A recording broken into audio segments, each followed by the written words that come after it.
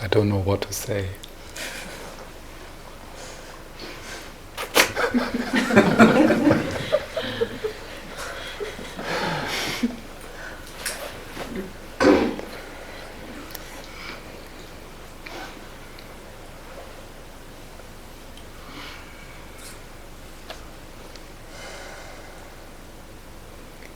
It's beautiful how, because some of you have been here before, how there's a stillness arising, a quietness, a depth, by just us coming together. And so even the people who haven't been here before and who kind of wonder, what's this? Is it like, am I supposed to meditate now, or will he start to talk at one point?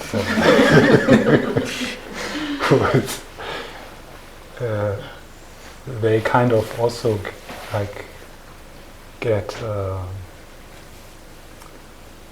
into that space of, you can see it in the faces and in the body, how you are kind of,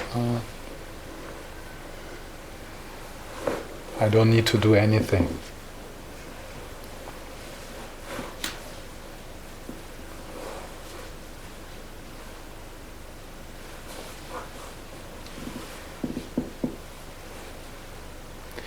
And this kind of, not knowing actually what it is actually helpful. This sense of, did it start or not? And what is it what I'm doing? Is that meditation? Maybe not, because I thought meditation, you need to do something to meditate, like I need to focus on something, or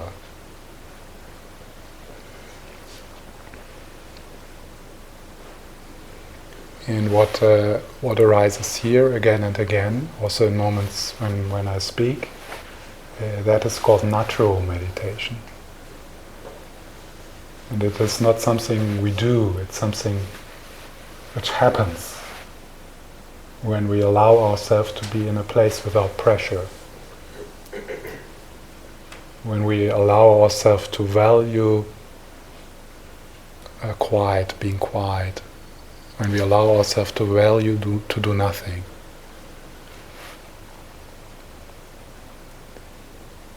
And that's difficult for us because we are so much trained in believing in productivity, believing in effort. Our sense of worth, our sense of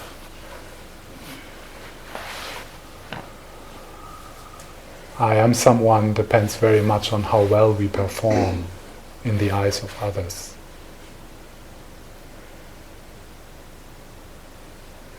So meditation, mindfulness is a lot about starting to value again quiet moments of doing nothing and just being.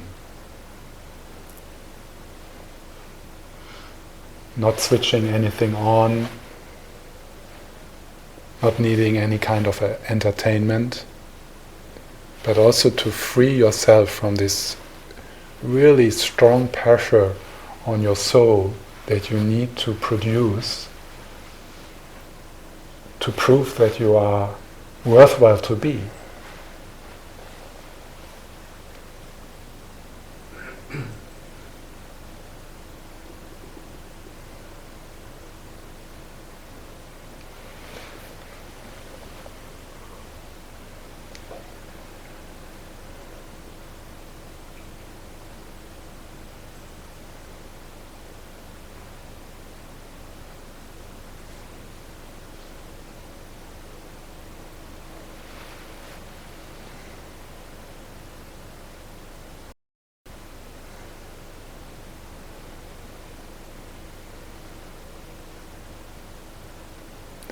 And then when we sit like that,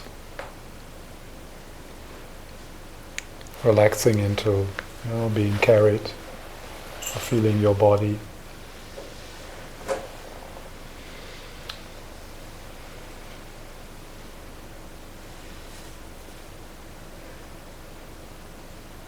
of dropping a little bit from this compulsive addiction to our thoughts, to drop into the belly, into the feet.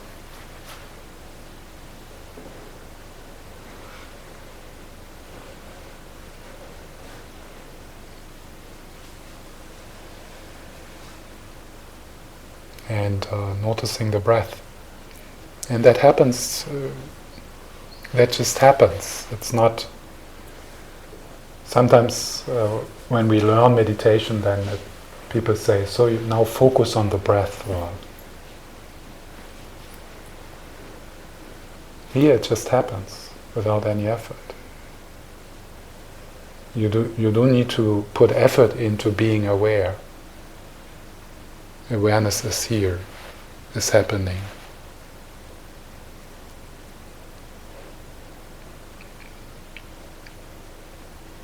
The image or the metaphor being used in the Tibetan tradition for this kind of meditation, which arises by itself and which is effortless, which is your natural state, is a glass of water with mud inside, and so you stir it with a spoon, and then this glass of water seems to be impure. It's like muddy. So how do you make it clear again? How do you make a glass of water where there's mud inside? How do you make it clear again? You do something very difficult, and that is nothing.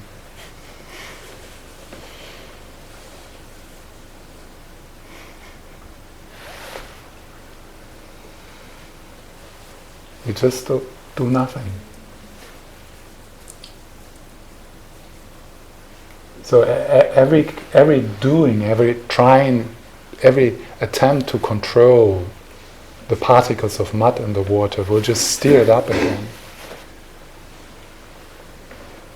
And we are like trying with a spoon, to push the restlessness away, to push the tiredness away, and then we get more and more into, and it just steers it up. So our attempts to meditate often lead to the opposite. More tension, more sense of failure, more feeling meditating is horrible and does not work for me.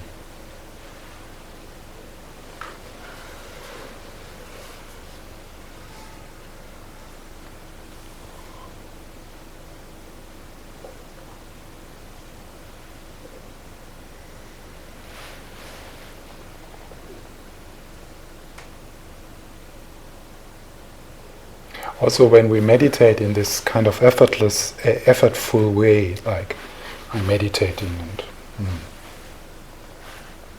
like this, maybe like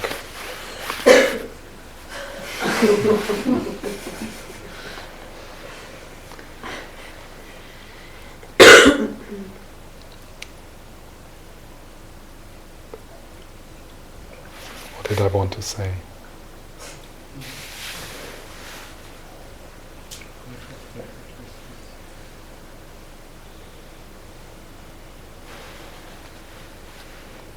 Boop. It disappeared. That's effortlessness. Yeah.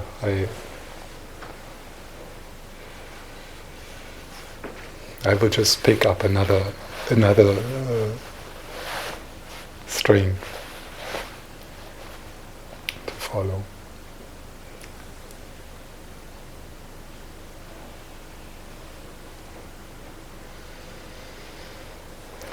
So of course what we can do is, so that this state of natural meditation arises, natural mindfulness, what we can do is we can create some conditions for it. So it's, I think, this state, this natural state, your natural ease, the natural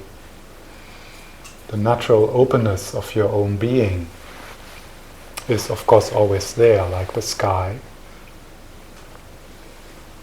and it is indestructible, and it breaks through in our life again and again, almost every day. Sometimes we don't pay attention so much to it, but almost every day we have moments of being alive, a moment of wonder, a moment of curiosity.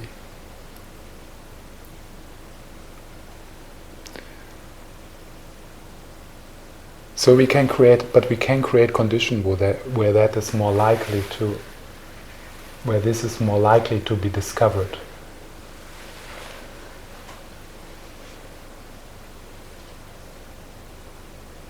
So, and that is something which you need to discover yourself, and then you need to value it. These conditions, these moments, these people or these places, these books or videos or these times which you take in your life.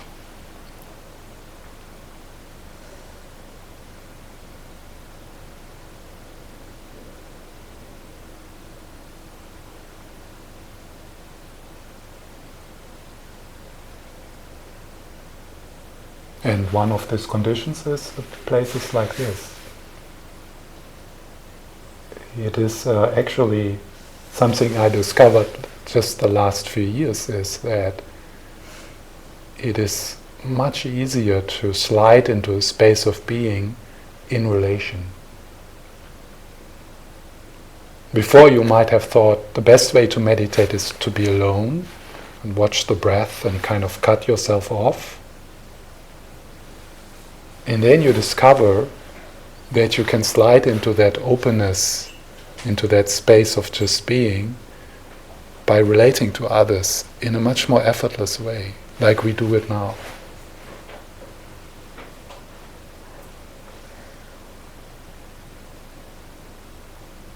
And of course it is particularly strong when you relate to people who have a sense what you are talking about, or what they have a kind of, they value that as well.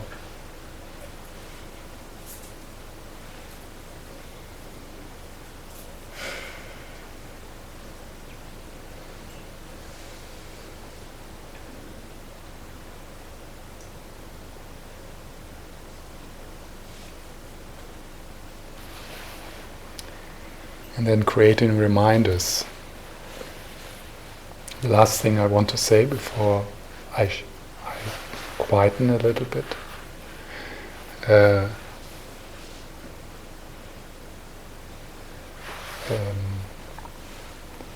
Something which came up this morning in our Mindfulness with Baby group.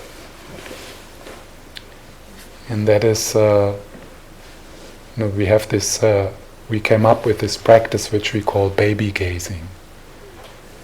And it's a practice which comes from the Tibetan tradition, and it comes from a practice called sky gazing.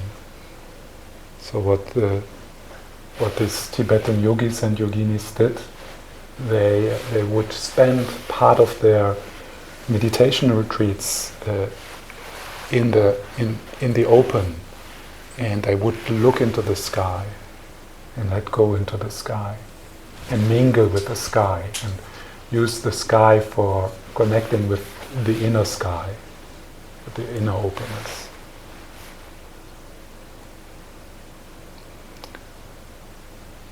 So a baby can offer you the same kind of sky, yeah, in a condensed form.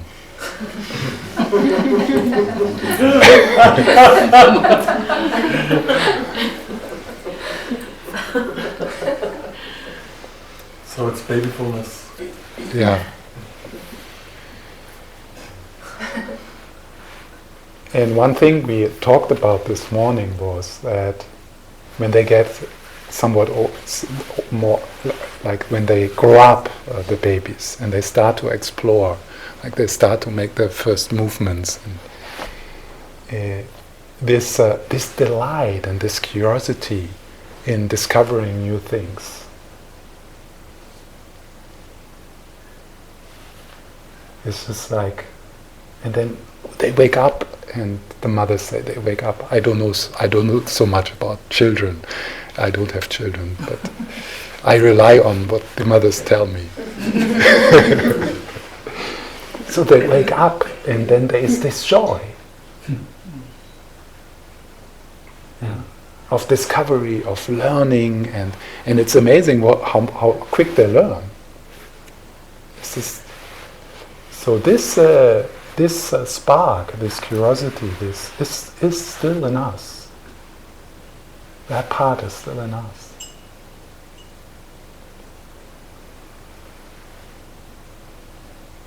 And it's really worth to see how in your life can you connect with that mind. Again, there is a traditional word for that kind of mind. It's called the beginner's mind.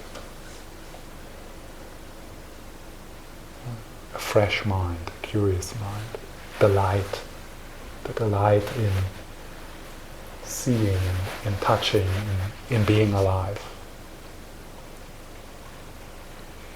So in mindfulness, being mindful, the state of natural meditation, is a condition where we can connect with that childlike mind again, and suddenly breathing, suddenly listening to a voice, suddenly being alive and sitting and feeling your feet, and hearing sounds from outside, even being tired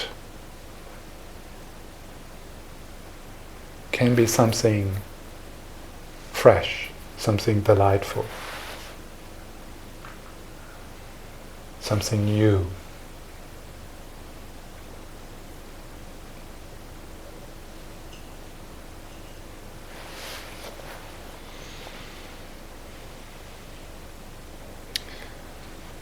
So let's play with this baby quality. Maybe you imagine that I am a baby.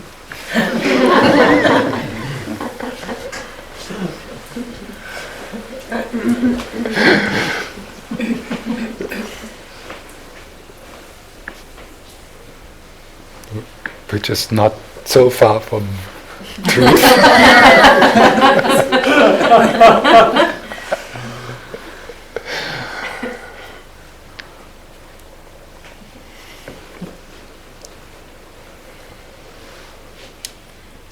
And it's good to have a sense that nothing different happens now. So it's not that we start something different now.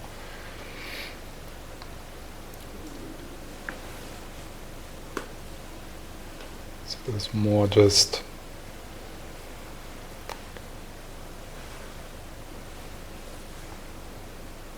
more silence. And if you like, you can close your eyes. But then if you come to a place of struggle, then sometimes you can relieve yourself from that struggle by just looking around at the babies around you.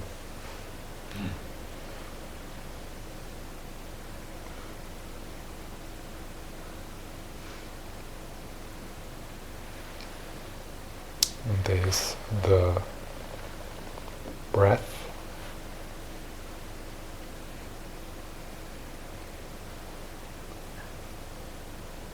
and the body is settling down. So you can feel if the body wants to move a little, then you allow that to happen.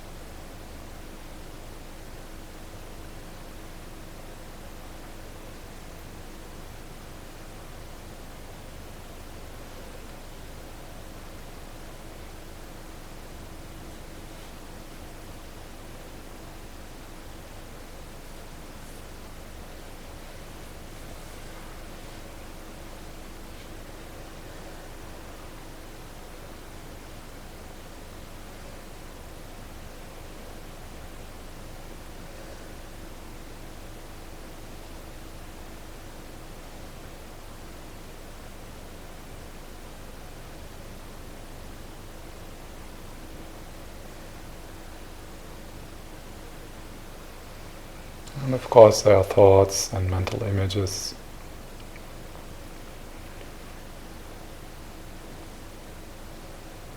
Allow yourself to let them drift like clouds in the sky.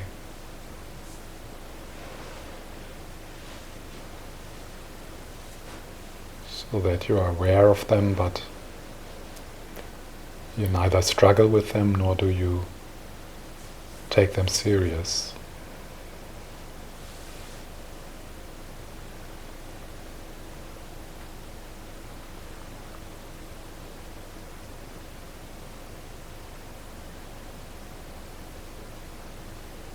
And dive into the vastness of your own being, into the stillness of this moment. Discovering that there is no boundaries, no center.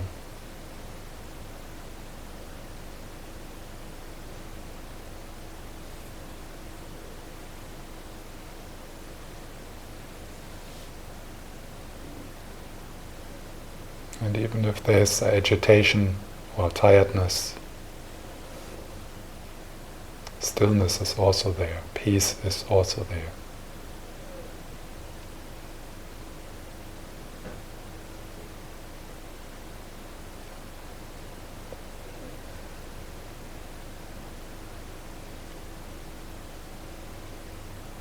Notice that stillness with your whole body, with your whole heart.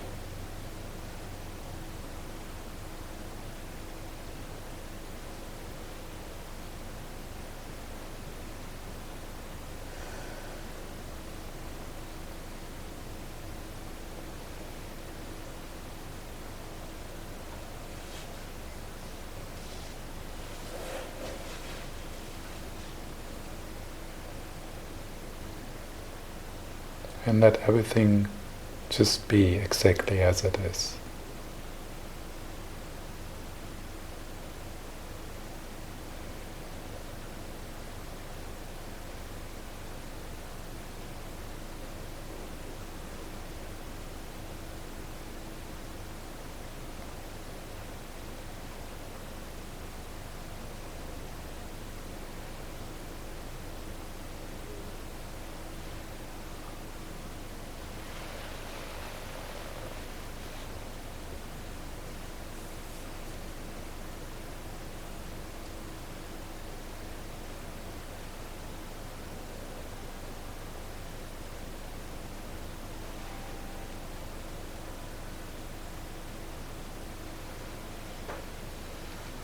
And the bells from outside, they remind us that we are in the city,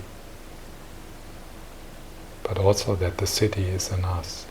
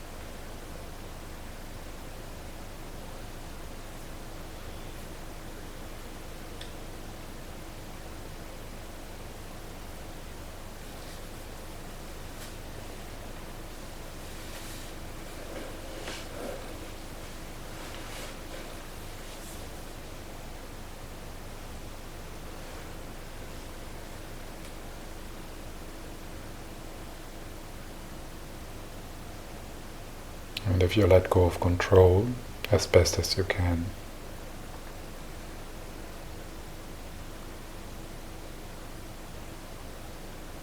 then you might have a sense that you are being meditated. Or like sitting in the sun, bathing in the sun like a puppy.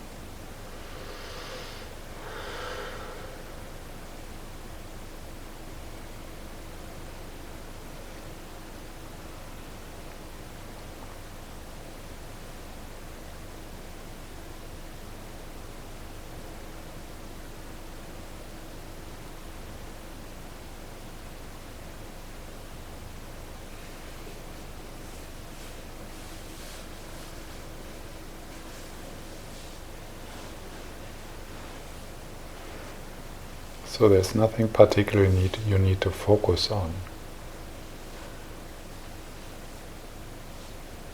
Just resting in awareness. Not finding that awareness, not knowing what that awareness is.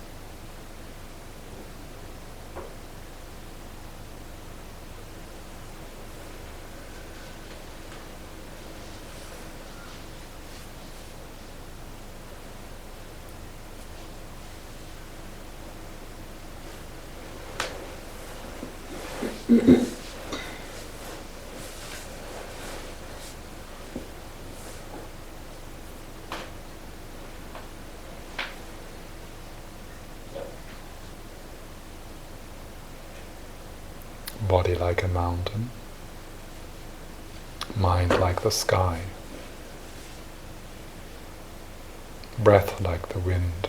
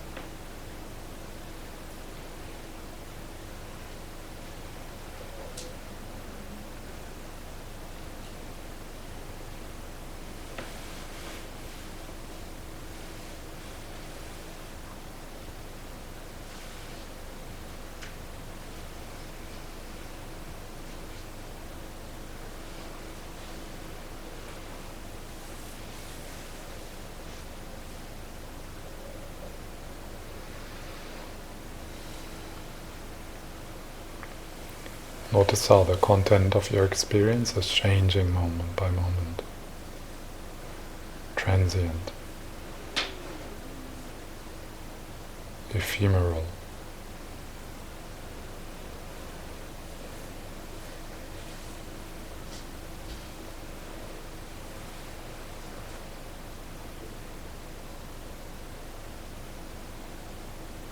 And notice also that what does not move.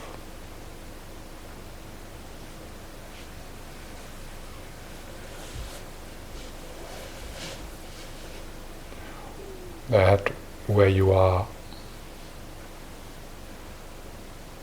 truly you before you were born.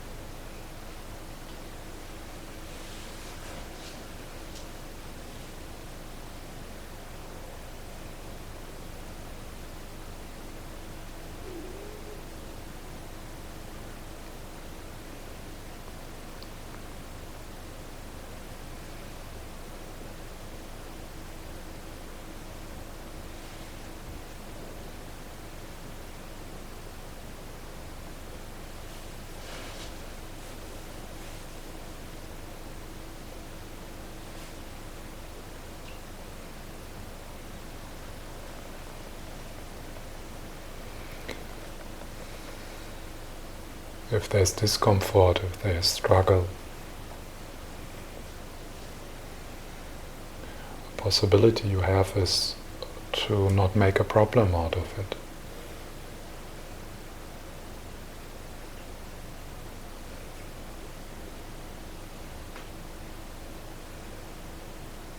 To respond with kindness.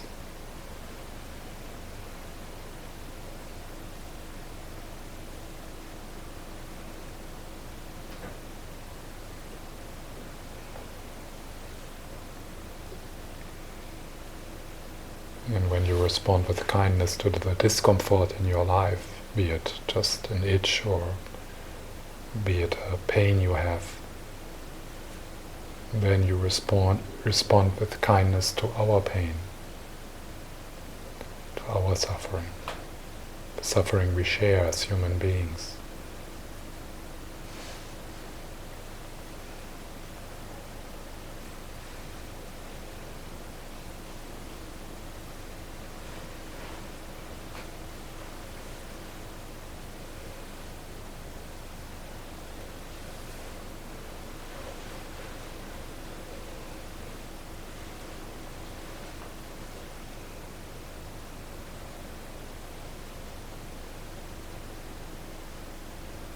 And if you touch ease,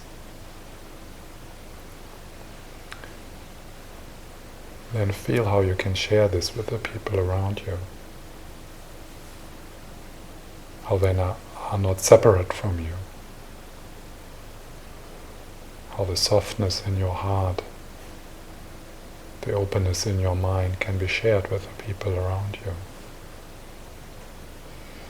We are not separate from each other.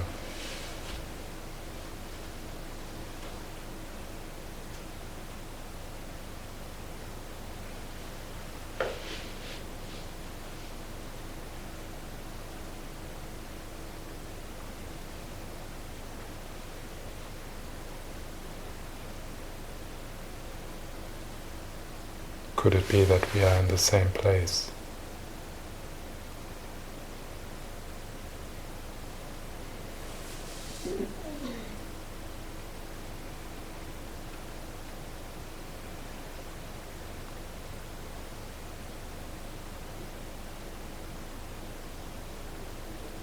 Could it be that we share the same pain?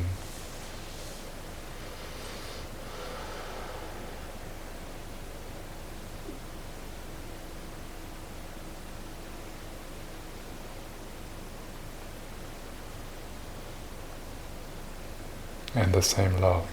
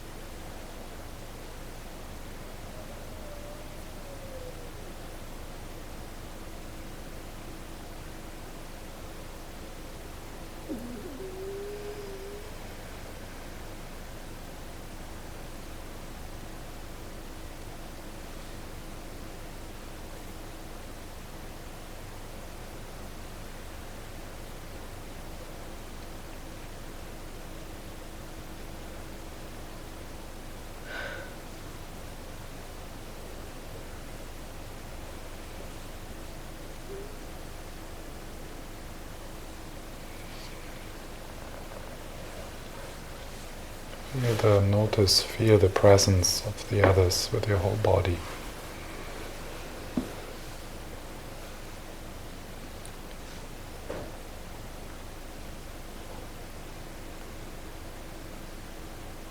Not finding your boundaries.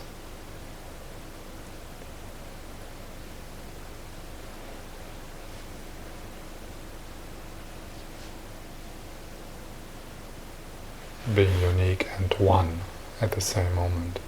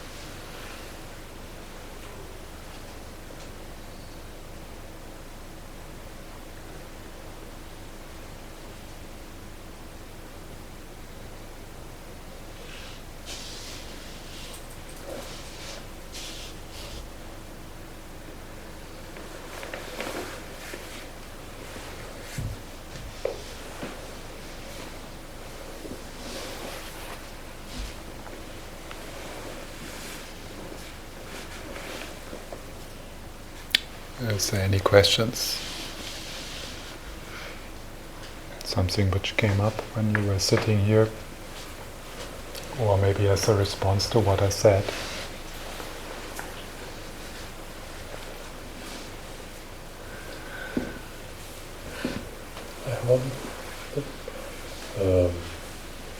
I didn't quite understand what you mean by the city in your mind.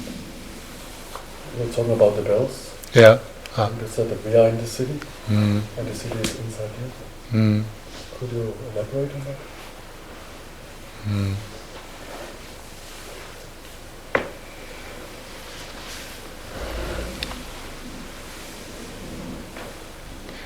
Like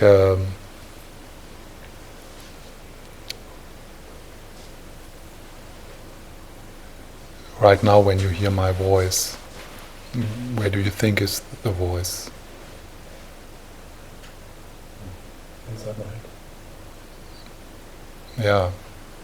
So is there two voices then? One outside and one in your head? There's no voices.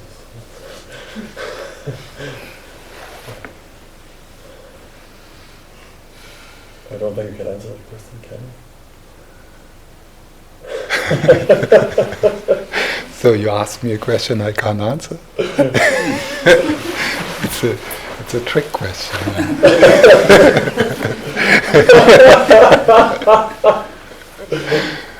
Yeah, sorry.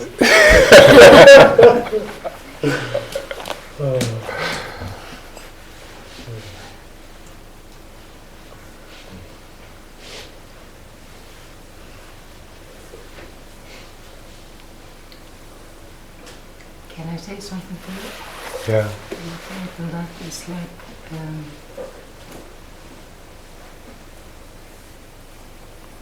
there. I think this is what your meaning is. That like in Iceland, there's a really vast area that people aren't living in, and there has been a lot of struggle by it should be used for a big part of it should be used to make dams and things like that. And some people were using this rational thoughts that you weren't, you don't even go there. But then, in a way, it is very important, even though you don't go there, you have it within you. Even though you've never been in the wilderness, it's very important for you and for your identity. It's inside you, even though you haven't been there. So I think it's a bit something like that. It's like something that is outside is also inside. Yes. I think that's what you. I think I'm understanding it a bit like that. Yes, yes. It is. I can connect with what you say.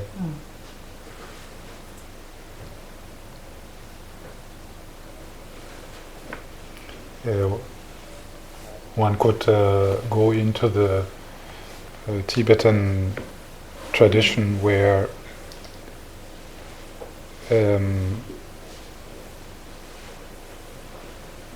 often the masters talk about that this, what we call reality, is like a dream.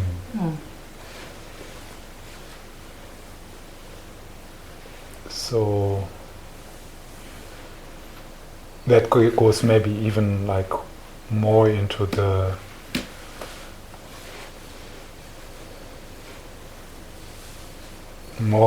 mystery. What is reality? And is this in my mind or not? Is there something actually outside? I will never know if there's something outside, because the only way to look is with my mind. I can't just like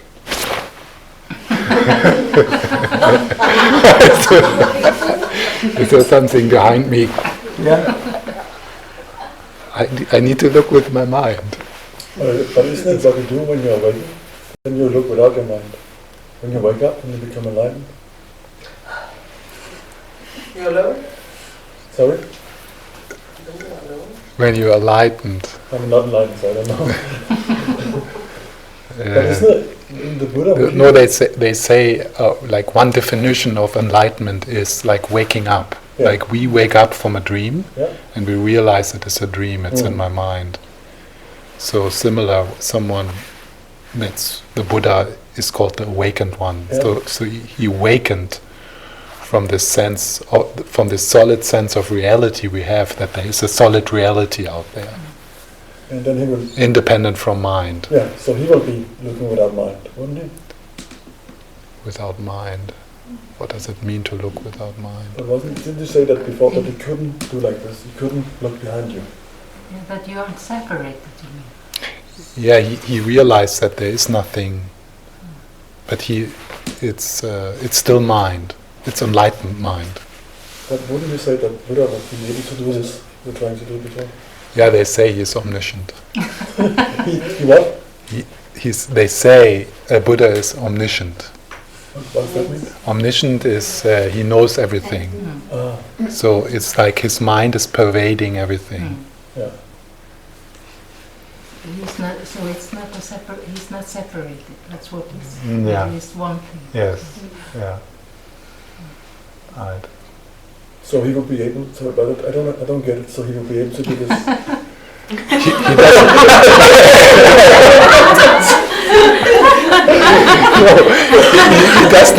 He does not need to do it, because he knows everything. So he knows exactly what is behind him. He is not in a certain place. So it's like Neo in the Matrix. Kind of. Yeah. In the last one, like he becomes everything. Yes, right. Yeah, yes. Yeah. Yeah, now it's safe again in the box. There is no box. I'm thinking that there's another maybe more childish way of talking about this mystery that it is and it isn't. Nothing is here and it is. And you can't grasp it with the logical mind. It's a mystery. And then I'm reminded of, there's a Spanish painter, Miro, he's called, who made a series of paintings when he was quite young of, they're not very famous, it's paintings of houses he knew in the countryside where he lived. And what he painted was the total house and then everything you could see in the house. And what he said was, I paint what I know. Of course you can't see through the walls, but if I only painted the wall, I would be lying. I know of all the animals, the people, the crops, the cans. So how do you see a house when you see it? How do you see it? Or how do you see your mother when you see her? Do you see the person? Do you think of the person or all the things you know? How do you separate that? I think you do and you don't. That's a paradox. Yes. So it is a mystery.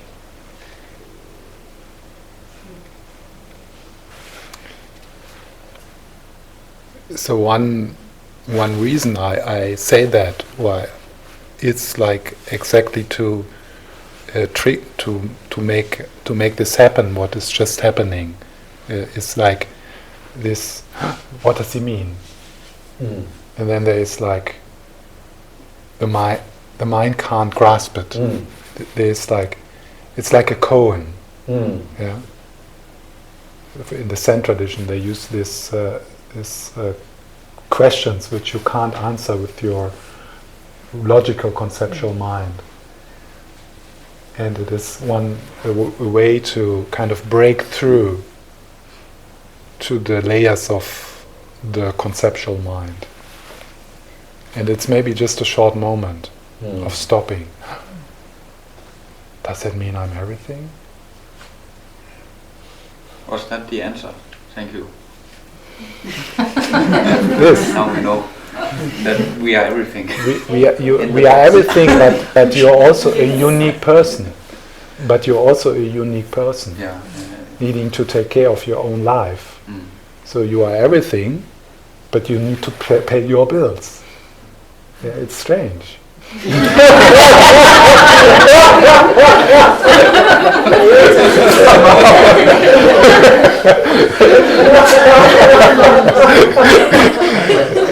Somehow you don't need to pay my bills.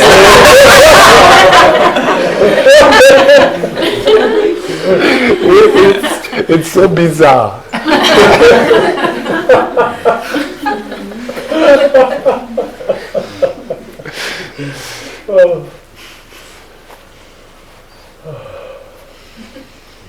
Okay, let's have a tea. Can I say this one? Yeah. No, it's just funny because I didn't question this whole thing about the city within you until you questioned. And now it's just funny how you can also just be with something and then all of a sudden when a question pops up it becomes like extremely big. So it was like a very peaceful state for me and now I'm